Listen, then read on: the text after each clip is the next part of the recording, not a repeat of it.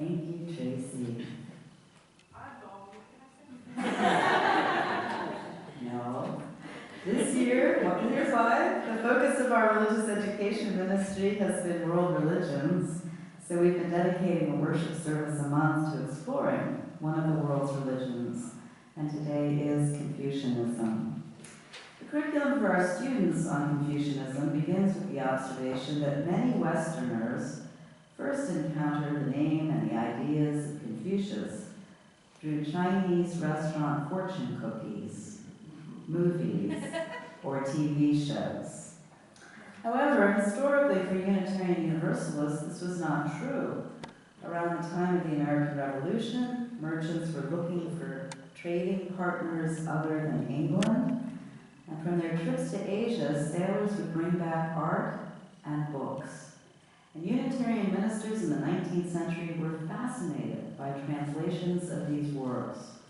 Some, like the Reverend James Freeman Clarke, shared the aphorisms of Confucius to deepen the West's understanding of the East. Others, like educator Samuel Johnson, sought to create from Confucianism a universal understanding of morality. Now, Confucius did not appeal to any realm of power outside of this world. He claimed no divine power for himself. He did not claim to be original in his teachings. He did not hold any social position for long while he lived, and he was not revered as a god after he died. Earlier this week, TUC adults met to discuss the religious scholar Houston Smith's understanding of Confucianism.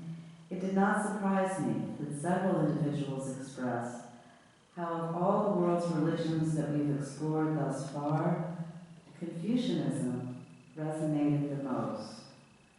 Confucius taught about practical human behavior that encouraged people to become fully ethical human beings so that they could build a safe and civilized society. He was a humanist, teaching the spiritual practice of self-cultivation. I would imagine that many of us would say that we come to this congregation, well, I mean, if we're not saying that it's because we're oddballs, we come to this congregation for self-cultivation, to grow in our humanity. We come to worship, ascribe worth to those aspects of being human that we have found to be most worthy of our faithful love. We come to engage in education and moral deliberation. We come seeking to live more compassionately and meaningfully. We come to work collectively towards those goals which we believe make the world a better place and make us better people. Confucius offered a way to do this without any metaphysical speculation. Now, the traditional religious worldview of the Chinese split the cosmos into heaven and earth. Heaven was the land of the ancestors, and earth the land of the living. Worship of personal ancestors reflected kinship with the primordial infinite ancestors. Thus, the living offered burnt offerings to their personal ancestors that smoke carried to heaven.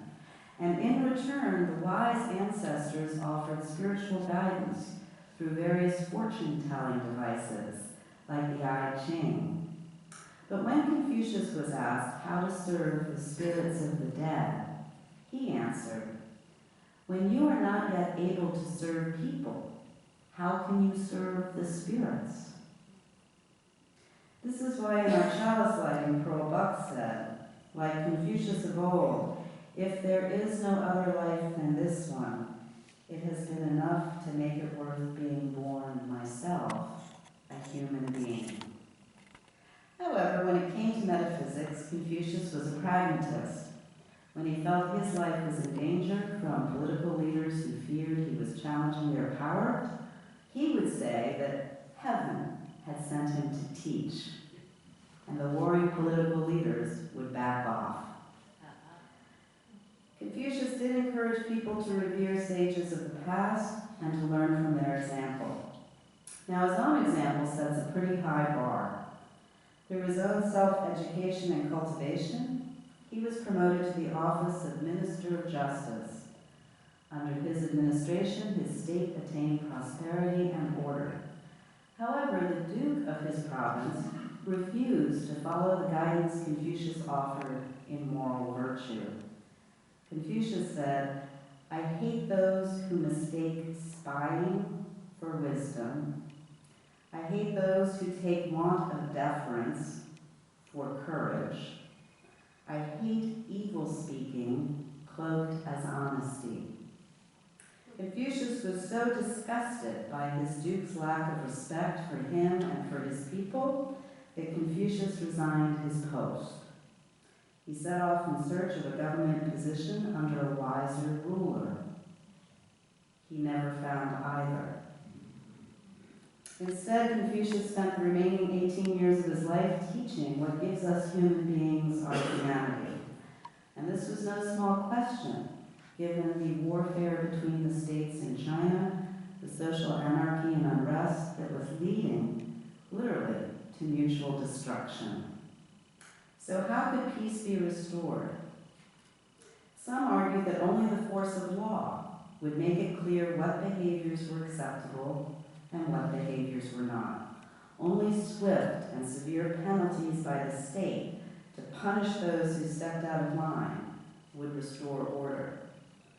Others argued that only the force of love would bring peace to China, since feudal lords have learned only to love their own state and not those of others.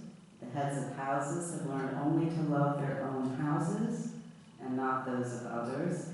And individuals have learned only to love themselves and not others. Well, Confucius thought force would not bring about lasting peace, but he also thought that the ideal of love was too anemic to bring about lasting peace. So he sought a middle way. The first thing he taught is that the solitary, individualistic, self-sufficient human being does not exist. What we understand to be ourself does not exist apart from the various relationships that form us and inform our lives. We become human by becoming social. So the place where interactions with our mother or father meet interactions with our best friend, our child, our significant other, our boss, the homeless man on the corner, a baseball star on television, a state representative. The place where all of that meets is actually ourself. As we grow in understanding and intention within these relationships, we become more fully human. And Confucius lifted up 5 constant relationships: parent and child, spouse and spouse, elder sibling and junior sibling, elder friend and junior friend, and ruler and subject. To make civility a habit, Confucius taught that these roles have equal and mutual responsibilities. If a parent is loving, a child will be reverential. If a ruler is benevolent, a subject will be loyal. Over 2,000 years later, as Unitarian Universalists who cherish individual freedom, we might chafe at Confucius's structuring of expectations within these relationships. Think about your own relationship with your sibling or siblings. Does the younger person give deference to the person who is older? Think about your friendships. If you are younger, do you give deference to your older friend? If you are older, do you exhibit admirable behavior for your younger friend to emulate? Think about your elected representatives. Do you revere them? Do they show they always have the welfare of their citizens in mind in all they say and do? And if you are female, what do you think of Confucius's teaching that in her youth, a woman follows her father and her elder brother? When married, she follows her husband. When her husband is dead, she follows her son. agree with all the specific behaviors and roles for which Confucius advocated, he was drawing on the best of the past of China as it was remembered in his time, and our American society in 2014 is not the same. But Confucius did something more, which may ring true to our own experience as it did with Karen Armstrong. By ritualizing expectations in relationships, Confucius made civility a conscious choice. If someone did not live up to their role, then the guiding ethic in the relationship became, do not do to others what you would not have them do to you. This kept at bay the chaos of acting from anger, hate, and vengeance. Confucius also introduced into families, neighborhoods, cities, and states the practice of always seeking compromise so that no one loses face and harmony is maintained. And for over 2,000 years, making civility and compromise a habit did bring peace to the heart, to the family, to neighbors, to cities, to states, and to China. Confucius also offered a more universal understanding that being in right relationships is essentially what it means to be human, and it's how we grow in our relationships. For Confucius, the highest virtue was Zhen, which means humaneness, human-heartedness, and living together in harmony. And the character for Zhen combines the image of human being with the image of two, pointing to the fact that we become humane only in the conduct of our relationships. In the 20th century, the Unitarian Universalist theologian James Luther Adams made a similar point when he said, "We deny the immaculate conception of virtue and affirm the necessity of social incarnation. There is no such thing as goodness as such, except in a limited sense. There is no such thing as a good person as such. There is the good husband, the good wife, the good worker, the good employer, the good lay person, the good citizen. The decisive forms of goodness in society are institutional forms." Well, this is what I hear in the story of a minister who wondered what good prayer would do for people who are hungry. When you pray, move your feet. That could be a Confucian aphorism. What we need when we are not strong is, in the words of Bill Withers, people to lean on. Through explicit expectations of what it means to be in right relationship, Confucius redirected Chinese culture from a hierarchy of birth to a hierarchy of merit. His ideas of a person who exhibits meritorious behavior, a Chun Tzu, were quite challenging. In fact, Confucius did not consider himself to be a Chun Tzu. He said, "There are 4 things in the way of the profound person, none of which I have been able to do. To serve my father as I would expect my son to serve me, to serve my ruler as I would expect my ministers to serve me, to serve my elder brother as I would expect my younger brothers to serve me, to be the first to treat friends as I would expect them to treat me. These I have not been able to do." So this should give us all hope that Confucius saw the process of growing in our humanity to be lifelong. Self-examination was important throughout this process. Confucius thought we should concern ourselves less with what others think of us, and conversely, face our own reflection when we are tempted to judge others. A follower of Confucius captured his teachings in these words: "If you love others but are not loved in return, examine your own feeling of humaneness. If you try to govern others and do not succeed, turn inwards and examine your own wisdom. If you treat others with courtesy but evoke no response, examine your inward feeling of respect."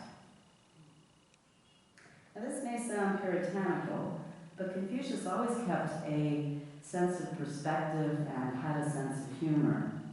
When he heard someone praised for thinking thrice before he took action, Confucius replied, "Twice is sufficient." And when a skeptic tried to trap Confucius by asking, "Well, if someone said there is a man in the well, the altruist, I suppose, would go after him?" Confucius replied, "Well, even an altruist would first make certain there was really a man down the well." And one final way Confucius advocated for us to grow in our humanity was through the arts. He believed that art, poetry, music, drama, and dance transform human nature by heightening our regard for others. He used to sing odes with his students, accompanied by lutes and harps. He thought by poetry the mind is aroused, from music the finish is received. They induce self-contemplation. They teach the art of sensibility. They help to restrain resentment. So how do we grow in our humanity? According to Confucius, we all have the capacity to do so. We are the sum of the relationships of which we are a part. When we engage in self-examination, practice civility in our relationships, do not do to others what we would not have them do to us. Do what is right, regardless of what others do.